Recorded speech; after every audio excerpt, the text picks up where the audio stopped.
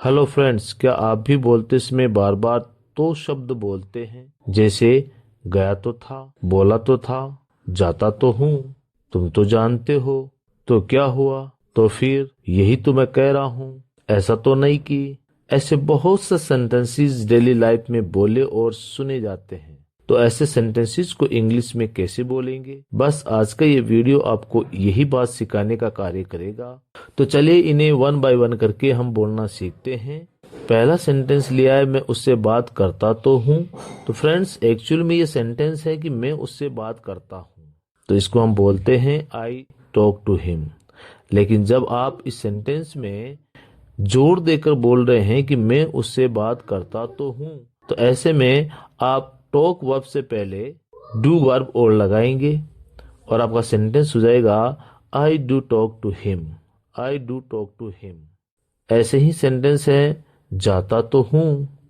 तो जाता तो हूँ, तो इसमें आप जोर देकर कह रहे हो। एक्चुअल में सेंटेंस है मैं जाता हूँ, जिसे आप बोलेंगे आई गो।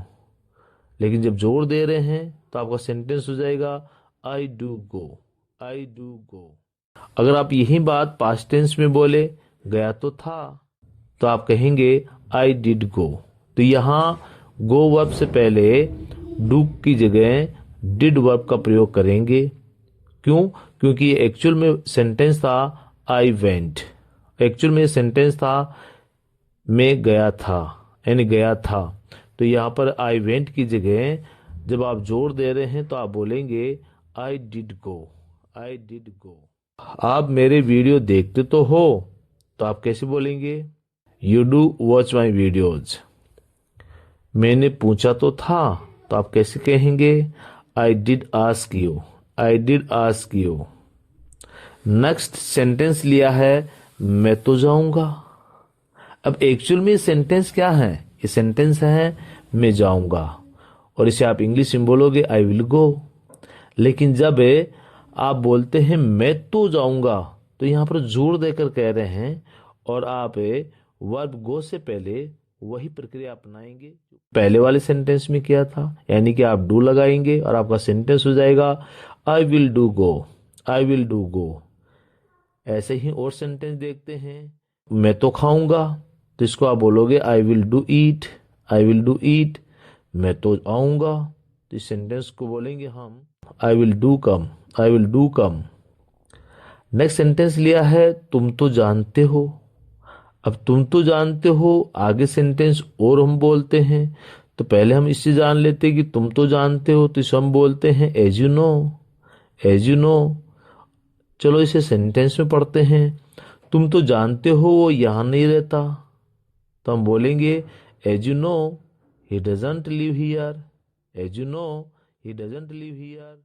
तुम तो जानते हो हम वहां नहीं जाएंगे, तो हम बोलेंगे as you know we won't go to there. तुम तो जानते हो मैं झूठ नहीं बोलता, तो कैसे बोलेंगे? As you know I don't tell a lie.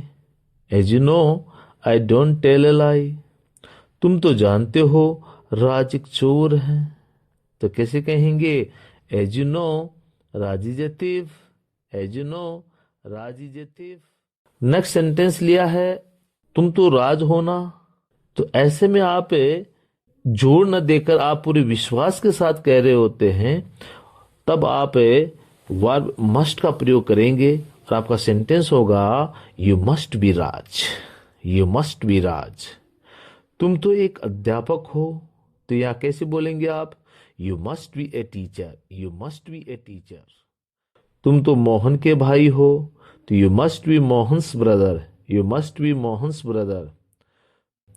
तुम तो यहाँ रहते हो ना, तो कैसे कहेंगे? तो हम बोलेंगे you must be live here. You must be live here. तो क्या हुआ? क्या मैं नाचूं? तो आप कहेंगे then what shall I dance. Then what shall I dance.